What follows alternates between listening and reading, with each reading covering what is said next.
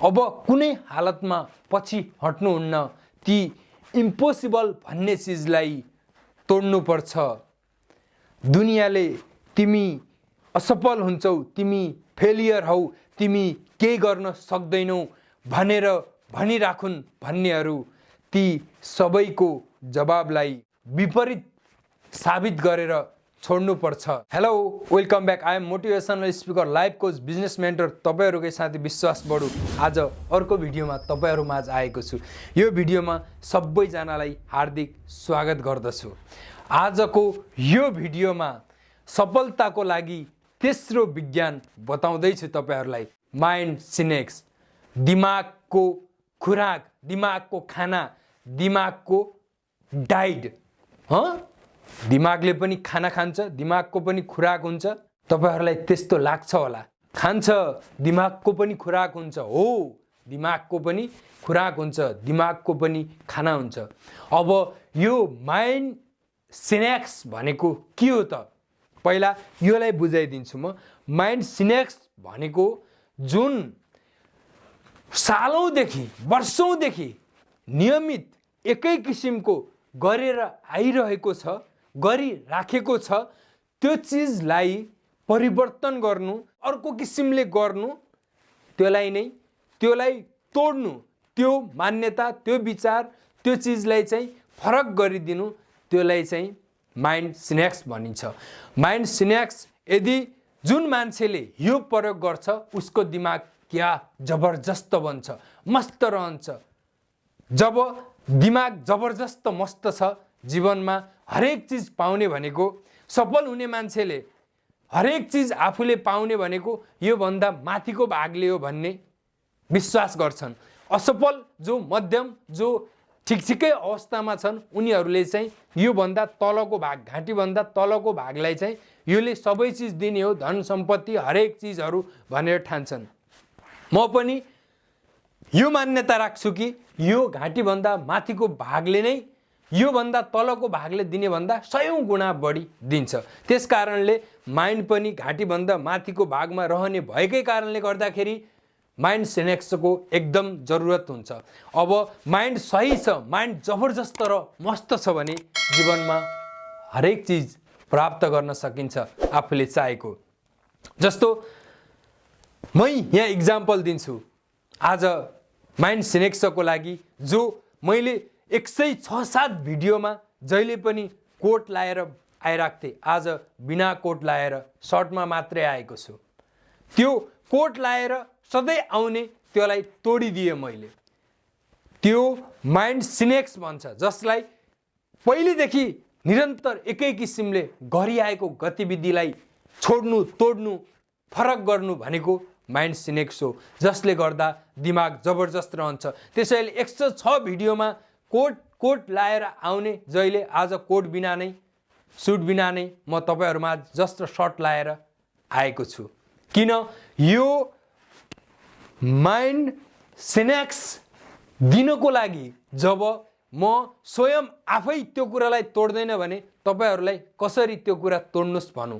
त्यसकारणले आज मैले पनि यस्तो मैले धेरै प्रयोग गरेको छु। यो विगत यो भिडियो बनाउनु भन्दा पहिले लगभग 20 दिन पहिलादेखि म हरेक चिजमा फरक प्रयोग गर्दैछु, जसको नतिजा स्वयं आफूले भेटाइसके पछाडि आज यो भिडियो बनाउँदैछु तपाईहरुलाई।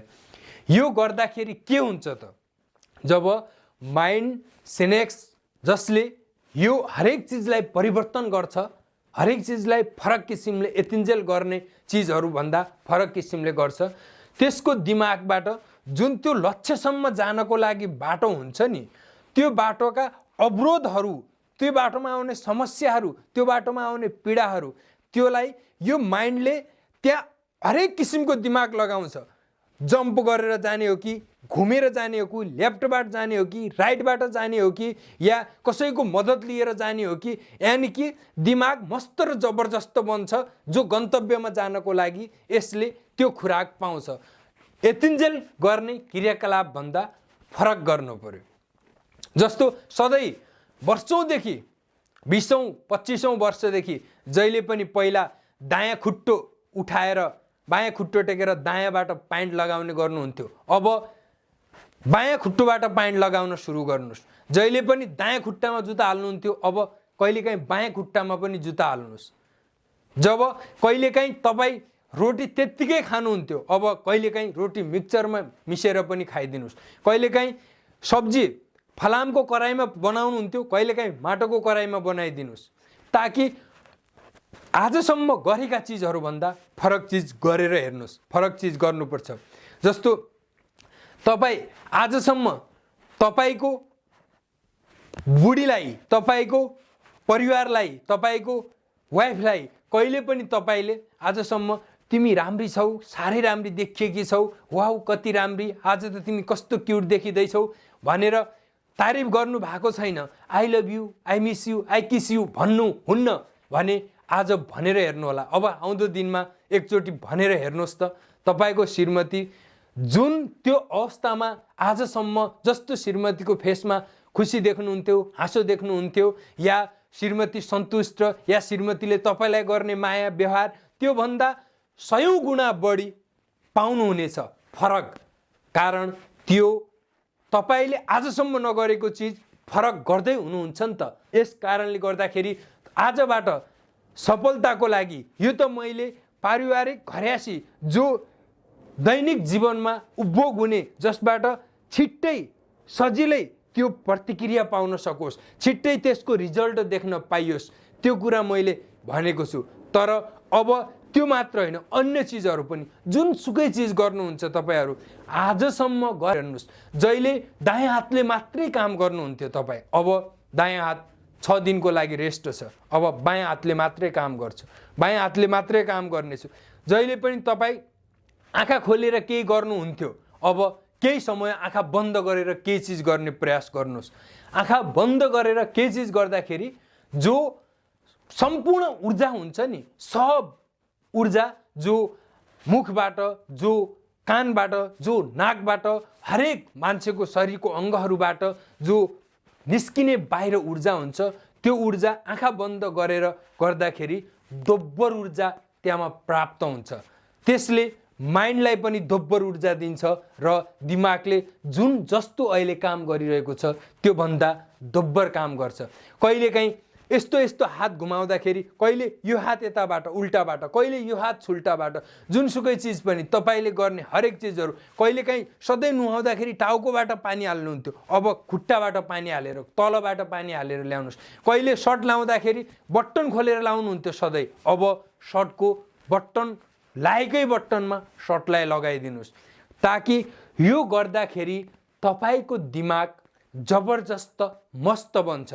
जब दिमाग जबरजस्त मस्त हुन्छ, संसारका हरेक चिजहरू प्राप्त गर्ने, तपाईँको लागि धन सम्पत्ति, इज्जत, नाम, फेम, हर चिजहरू तपाईँले चाहेका सब दिने भनेकै यो दिमाग हो।